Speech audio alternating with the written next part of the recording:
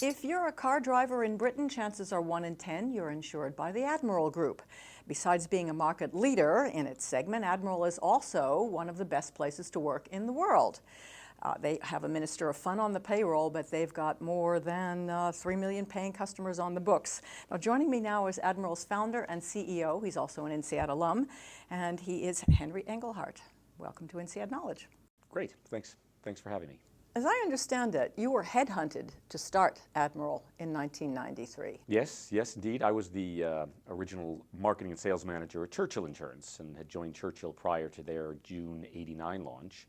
And a couple years later, got a phone call, somebody else looking to start one up and looking for a managing director. Would I be interested? And I said, yeah, that sounds pretty good. And off I went. And what did they tell you that they wanted? I mean, here you were already in insurance, and why Well, change? it was all the rage then. If you were going to get into car insurance, that you would do it with a telephone-based insurer rather than these face-to-face, if anybody remembers that, face-to-face brokerages. And so these were pretty go-y guys at Lloyd's of London. They had a managing agency at Lloyd's of London, and they wanted to do some car insurance, and they thought that would be the way to go. So the headhunter gave me a ring. Why do you think he picked you? Well, the experience at Churchill had been good. I'd been with them prior to launch. Our marketing already at Churchill had been pretty mainstream, and people knew about it. So there was a bit of a profile. And my lucky day. And obviously for Admiral Group as well. Didn't work out badly. No. So what are you doing better?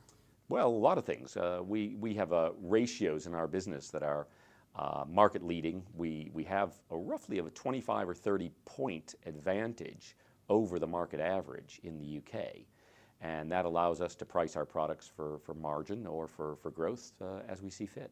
Where do you pick up the margin? Is it because of not having too many middlemen, or how do you keep the margin up? Well, originally it was getting rid of the middleman. There was an economic advantage to doing your own marketing and having people contact you directly. But now the whole market has gone that way. And then there was a shift from telephone to internet, which we were at the front of.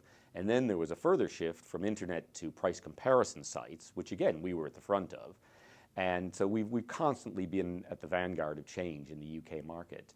And the margin comes from selecting and pricing risks better, handling claims more efficiently, and running the whole business more efficiently.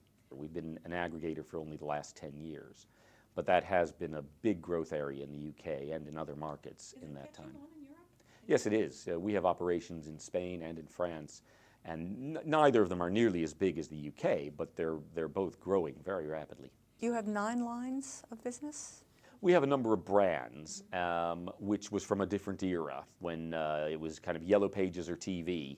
And so brands allowed us to actually reduce, multiple brands allowed us to reduce our marketing costs, rather than continue to plow money into a single brand at an inefficient rate.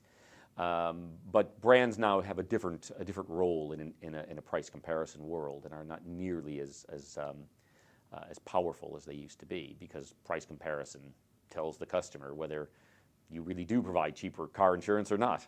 Well, that's a big issue right now. I mean, anecdotally, and if you look at charts, I mean, I can see that car insurance premiums are beginning to drop. I mean, is it competition, and how is that affecting you? The UK market is violently cyclical. Insurers will run up big losses until they can't stand it anymore. So then rates will skyrocket for a couple of years. Then the market's suddenly in a profitable stage, and people say, I'll have another slice of that, please. And so rates start coming down. And right now they're coming down quite hard. They've fallen well over 10% in the last 15 months. That sounds like a lot. That is a lot. But they went up not far from 45% in the previous 30 or so months. We've been very fortunate in that our results, certainly for the last 15 years, have always been sub 100. So we're always in a profitable state, no matter what part of the cycle the market's in. And how have you actually done that since 1993? You listed in 2004. Just give it a little. Yes. Well, we keep our expenses very tight. We're very cost conscious. We use data, a lot of data, and we use it in interesting ways. And we're good at claims handling at the other end. Everybody at Admiral is a shareholder. That's very important when the claims team is going to settle a case. They make sure that we're not overpaying or paying where we really shouldn't be paying at all. So let's go back to your listing in 2004, where you Was it a success, and what happened after Oh, that? that was a great day. You know, we came out, the listings that had gone before us at that period had dropped below their price ranges.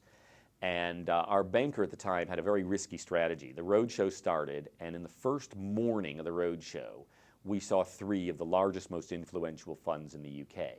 And if we were, you know, if we could get them in, the whole thing would be easy because everybody would say, oh, they're in, oh, we'll be in, you know, we'll buy some of that.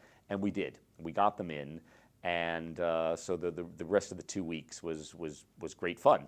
We had a staff trust set up at that time, which we'd set up at the end of '99.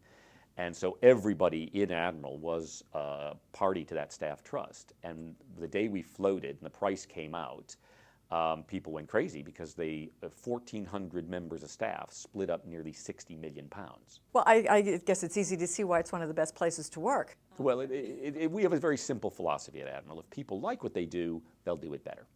And so we go out of our way to make it a good place to work. It's really important to us. We really feel it is part of our advantage that our people care, that they give that little bit extra effort partly because they're a shareholder, but also because we have 4 simple pillars of our culture: communication, equality, reward, and fun.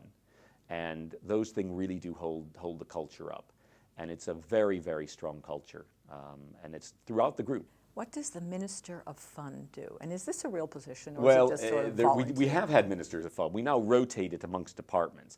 But basically, each department gets a month, and they get a very small budget, and they've got to come up with ideas to have fun. And we've had the indoor Olympics and pancake races and egg roulette and on and on and on, ideas and fun things going on. And that's just all part of wanting people to come into the work. Okay, you know, you don't jump out of bed, yippee, Admiral Group, it's 10 after 6, let me at them, you know. But okay, you know, when you get there, you say, yeah, I'm balanced, this is all right. I like the people I work with, I like the customers, we're going to have a good time today. You know, why not? Clearly it's working, because back in the beginning of March you reported record pre-tax profits for the year, up 15% to 345 million sterling. Yes, yes indeed. Yeah, we're from nothing in January 2nd, 1993, we make about £1 million a day now. How do you do that? What's driving the profits and the growth? You know, there's no single magic ingredient. There's no pixie dust we sprinkle around the group all day long. It's a lot of little things. But some of the things that come up are staying focused. We're a car insurer. Some of our bigger competitors, they think about car insurance on Tuesdays between 3 and 5 o'clock. We think about car insurance 24/7. We're very dull at cocktail parties, but we're pretty good at car insurance. So that focus has done us very well. The manager staying close to the business, really important.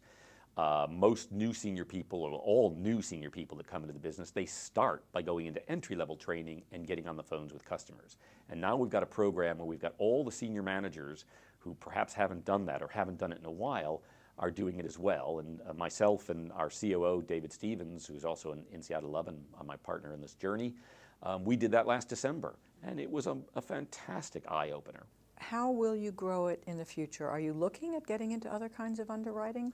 Well, we've gotten into household insurance in the UK, but largely on the back of the motor insurance, the data and the customer base.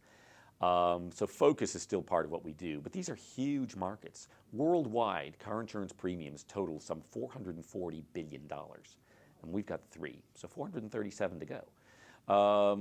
So we've got a lot to shoot for, and we don't really have to expand a whole lot more. We're in 5 huge markets: Spain, France, Italy, obviously the UK, and the US. And so there is a huge amount to go for. So there will probably be further geographical expansion over time, nothing in a hurry, but it's more about really bedding in these markets, and where we've got 1 Admiral in the UK, we would like 4 more Admirals in the future. You wouldn't look at emerging markets where people... We look at them, but right now they're small premiums, changing distribution patterns, in some of them a lot of regulation, some of them regulation that would prevent us from operating the way we'd like to operate. So we keep an eye on them. But we've got so much to shoot for in the markets we're in, and we've got a lot of young businesses on the go. We're pretty busy at the moment. The company is headquartered in Wales. Why? They paid us. Ah. We sent off letters. We were a business plan team in London, and we sent off letters to 10 areas where they'll give you grants to locate your business. And 2 days later, South Glamorgan County Council, as it was then, came back to us and said, can we come and make a presentation to you? So we said, sure. They presented to us. We went out to Cardiff. We didn't hear from the other 9 places. We went out and visited some of them, and they all said, lovely business plan. If you locate here, give us a shout. We'll see if we can help. And meanwhile, a slew of Welsh agencies were falling all over themselves to get us to locate there. But we were headed to Brighton without a grant. And then the WDA, as it was then, the Welsh Development Agency, which is now wrapped into the Welsh government, they plumped for a £1 million grant. And we got off to a flying start in 1993. It was God's gift to car insurers, and we didn't actually need the £1 million. We did take it, but we didn't absolutely need it. And I reckon we've put about 700 million back in the local economy in 20 years, and that's growing at more than 100 million a year now. So it turned out to be pretty good. What other things do you do for the community? I mean, social responsibility kinds of things. Yeah, I mean, we sponsor a lot of events, and we're good in the community. But the main thing is employment. We employ 5,000 people in South Wales, and they're good jobs. They're not just basic drudge jobs. Good place to work, as the best workplaces tests do. But also we've got IT jobs and marketing jobs and managerial jobs and strategy jobs and so forth. So one of the main things is being a very responsible employer. You mentioned that your partner is also an INSEAD alum. Did you meet Yes, here? we met here. And you decided you'd launch this company together? No. I mean, I went to the UK as a management consultant after INSEAD for a pretty mediocre firm, and he went to McKinsey. And a couple of years later, when I got this opportunity, I went to see if he'd join, and lo and behold, he said yes. So that put us together again, and we've been together ever since as business partners. What about INSEAD is it that kind of made you go back to him? Obviously you thought he would share your vision, and clearly that's worked. I mean, what is it about INSEAD that? Well, it's talented people. INSEAD does a great job of selection. We've recruited very heavily from INSEAD over the years. We've got, I think, 17 INSEAD graduates working for us now, most of them running businesses somewhere in our little empire. And it's a combination of they're bright, they're creative, they're ambitious, and they're nice people to work with. So what would you say to students today who might be interested in working for you or in working in this industry? Send me your CV. They probably will. If you had to do it over again, would you? Oh, in a nanosecond. Henry Englehardt, thank you very much for being with us on INSEAD Knowledge. Thank you.